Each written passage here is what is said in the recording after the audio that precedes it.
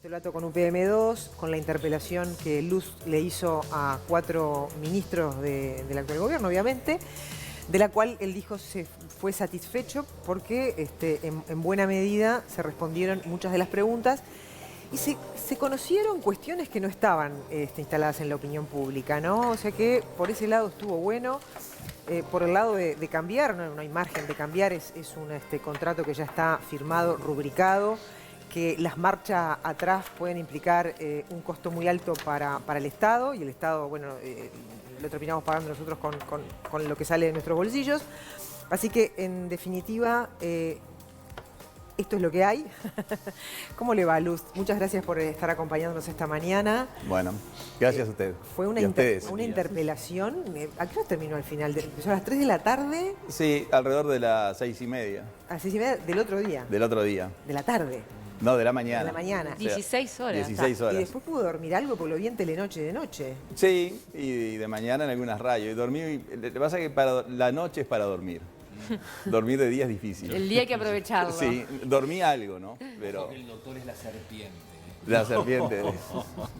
Bueno, hay un montón de cuestiones que nosotros se las vamos a preguntar, que eran preguntas que usted se hacía en la previa, que queremos saber hasta qué punto se las respondieron y usted quedó satisfecho, ¿no?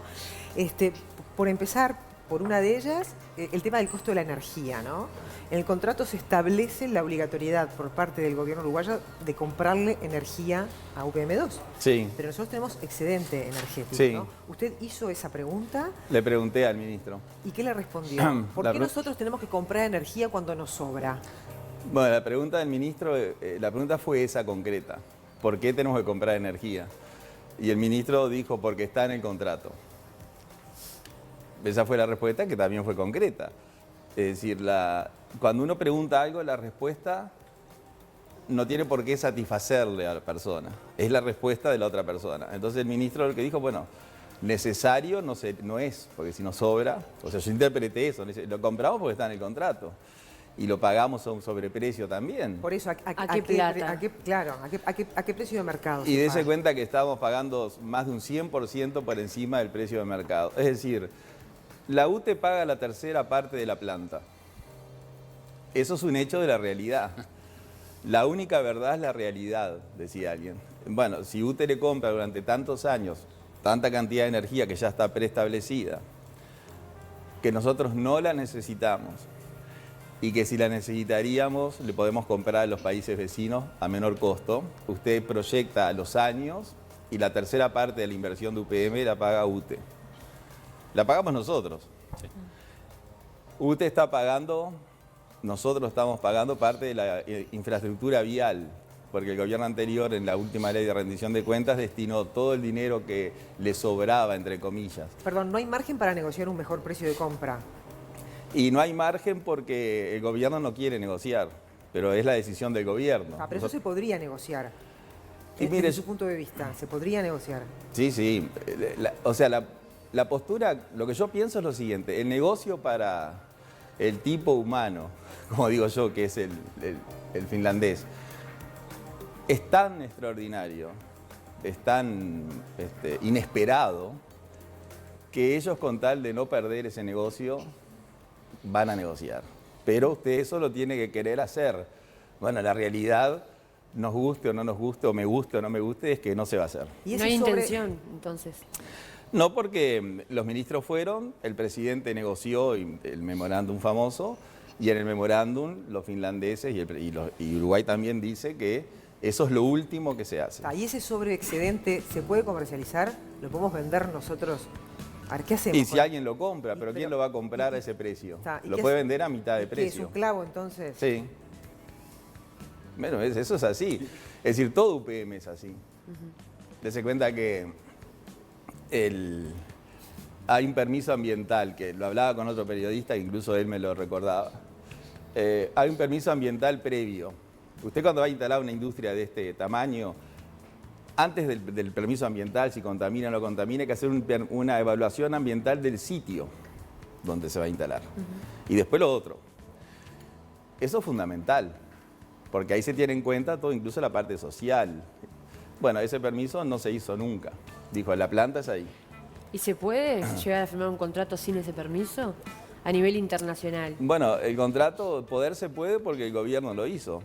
Es decir, todo lo que, un altísimo porcentaje del contrato, o sea, por ejemplo, nosotros en la Facultad de Derecho, un estudiante que haga un contrato en esas condiciones perdería el examen. Claro, pero ¿no hay organismos internacionales que controlen ese tipo de cuestiones? Teniendo en cuenta que se afecta al medio ambiente y además el bienestar social.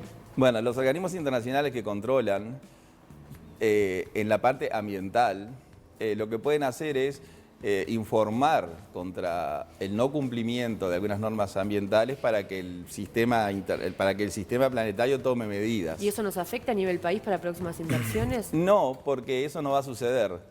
Porque el sistema monetario internacional o los grandes bancos y esas organizaciones, es decir, las organizaciones ambientales que trabajan realmente por el medio ambiente no pueden impedir que los gobiernos hagan eso. Y las otras estructuras que tienen los bancos son de los bancos.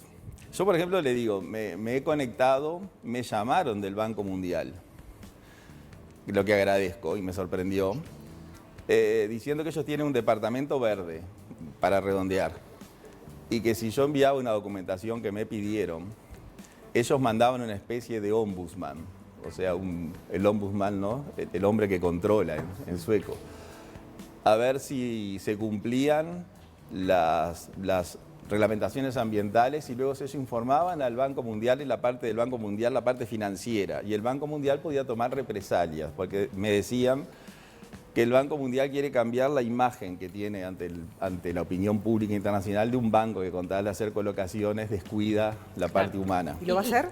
Sí, claro. ¿Qué datos le pide? No demasiados. Son datos puntuales o sea, qué es lo que nos mueve a hacer eso, y ellos lo estudiarán. Y incluso es por vía electrónica que se envía todo. Y ante su alerta, porque esto que está contando es importante. ¿Cuál fue la reacción del gobierno? No, esto lo estoy contando ahora. ¿Y esto cuándo hay que hacerlo? Porque debe tener un plazo, ¿no?, para la solicitud de un ombudsman. Sí, pero estamos en plazo. Incluso para UPM1 vino el ombudsman. ¿Ah? Es decir, que no sería algo novedoso, pero estamos en plazo. Doctor, y andar cambiando contratos que ya se firmaron, yo entiendo que se firmó una posición media de débil, ¿no?, del gobierno anterior, pero andar cambiándolo, eso no genera que próximas inversiones, esto te cambia la regla de juego justo en el juego mismo. ¿Eso no genera un poco de desconfianza para la gente que quiera venir a invertir al Uruguay? El estar modificando cosas. Lo de la UTE es increíble, ¿no? La compra de energía es increíble. Pero si usted la está cambiando, va a pasar que el que venga a invertir le va a generar dudas eso, ¿no? Me imagino que la posición del gobierno es no toquemos algo que ya se firmó.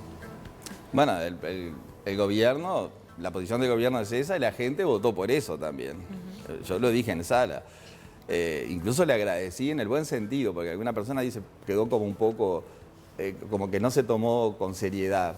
Pero yo agradecí en el buen sentido que Cabildo Abierto, siendo el 11% del cuerpo electoral, yo personalmente, como a usted no le gusta que se diga, y que estoy de acuerdo, soy el 0,06 del cuerpo electoral, el sistema me permitió realizar ese llamado a sala. Claro, y aparte... Ahora, la pregunta suya es si el inversor desconfía y no viene.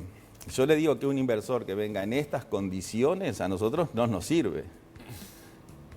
Ahora, eso es mi postura, que es la muy minoritaria. ¿Dónde ganas más y dónde perdés más? Claro. Es el balance en realidad. Porque si yo digo, si Uruguay para hacer un tren que solo lo va a usar UPM, porque eso que lo va a usar otro no es cierto.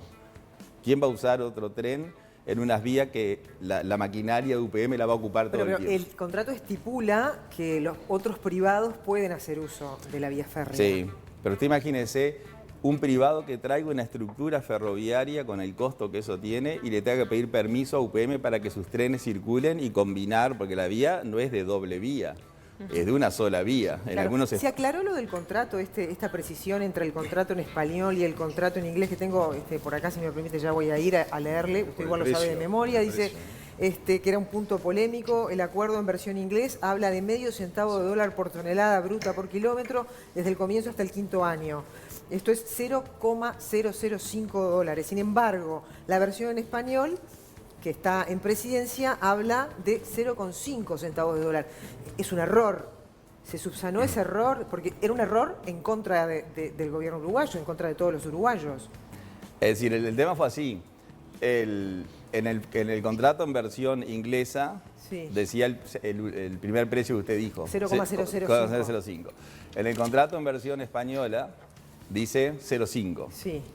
Entonces, 0,05 es el 10%, es 10 veces menos que 0,5. Claro. Entonces, el contrato al final dice que si hay una diferencia entre el texto en español y el texto en inglés, como el idioma español es más rico que el inglés, hay que ir al texto en español. Y el contrato dice que si hubiera alguna inconsistencia, esa inconsistencia se puede corregir. Esto es una inconsistencia. Ahora, ¿Se va a corregir? El precio no es una inconsistencia, porque se cuenta que los elementos fundamentales de un contrato son el objeto, la capacidad, la causa y el precio. Si usted se equivoca en alguno de esos 4 objetos, el contrato es nulo. Ahora, ¿a usted le parece que cuando usted va a hacer una compra, usted va a comprar una cartera, usted puede, después de ver la cartera en su casa con detenimiento, ver que no era del cuero que usted creía, o que la cadena no es lo que usted pensaba, pero en el precio no se equivoca, porque eso lo tiene que pagar. Entonces, lo que hicieron los secretarios de la presidencia, que es muy grave, modificaron por... Usted habla de los secretarios de la presidencia del Del doctor Vázquez, de sí, la el anterior doctor Toma, administración. el doctor Roballo y el economista García. Sí. Lo que hicieron fue, por cuenta de ellos, sin poder para hacerlo, se reunieron con los ejecutivos de Finlandia y firmaron un contrato que fue secreto, en el cual tomaron el texto en inglés. Y dijeron, no, hubo una inconsistencia, entonces el que vale es el texto en inglés cuando el contrato prohíbe tomar el texto en inglés. Dice que aquí quiere tomarlo en español. Ahora, ellos lo hicieron en secreto. ¿Por qué le digo que lo hicieron en secreto? Porque nosotros nos enteramos de ese contrato, porque cuando el Parlamento le pide a la presidencia que vaya a explicar el contrato, porque el contrato era secreto, la presidencia del doctor Vázquez le dice, yo no tengo nada que explicar y no tengo por qué enviar a nadie. Pero como el Parlamento insistía, lo que hizo la presidencia fue contratar un abogado particular para que defendiera el contrato, cosa que está para mí mal, pero se puede hacer. Ese abogado particular, que como todo abogado defiende a su cliente, hizo un informe muy bueno para la presidencia y en el antecedente puso los documentos que presidencia le entregó para poder hacer el informe. Y entre los documentos que enumera, habla de un contrato de abril del 18 que nadie conocía. Entonces nosotros hicimos la tramitación correspondiente para obtener ese contrato. Y ese contrato es en el cual se baja el precio, que se mantuvo en secreto. Pero ¿qué pasó? El presidente de la República y todo su Consejo de Ministros se reúnen 4 días después que el contrato se firma y dicta una resolución ratificando lo que habían hecho sus secretarios sin poder. Como diciendo, lo que ustedes hicieron está bien, pero la autorización para hacer eso tiene que ser previa, no posterior. Si no, es una convalidación, no es una autorización. Entonces, esa resolución de la presidencia que convalida lo hecho por su secretario no se publica en la página de presidencia. Entonces, eso implica que el Uruguay, si iba a cobrar 400 millones de dólares de canon por el uso de la vía, cobra 40. Ahora, de ese comentario que yo hice en sala y que nadie pudo rechazar, porque está escrito, es eso. La bancada del Frente Amplio, no sé con qué intención, pero bienvenido, dijo que como del relato mío surgía tal vez un delito penal, porque si eso se hizo así como surge del documento, con intención, es un delito penal que está previsto, un artículo del Código Penal prevé esa conducta. Entonces, la bancada del Frente Amplio propuso y se votó, creo que en 86, en 90 y algo, que eso fuera a Fiscalía para que Fiscalía viera si ahí no había un delito penal. Y yo digo que de la lectura, en el Código Penal hay un artículo que describe esa conducta, que dice cuando usted perjudica a la administración en beneficio de un tercero, si no recibe nada a cambio, comete un delito. Si recibe algo a cambio, comete otro delito que es el fraude. Acá, aparentemente, los negociadores uruguayos, que nunca se va a saber quiénes fueron, no recibieron nada a cambio porque el artículo 20 del contrato dice que para otorgar ese contrato nadie recibió coimas. Lo dice el contrato. Incluso dice que ni siquiera los invitaron a ¿Cómo que hacer... dice contrato? ¿Cómo dice? Sí, coimas es el vocablo popular. Dice sobornos. Dice, acá nosotros no recibimos sobornos. Bueno, fuera que, no que estuvieran en el contrato. Pero es tremendo que haya que poner en un contrato eso, ¿no? ¿Se Sí, usa eso? pero dicen algo peor.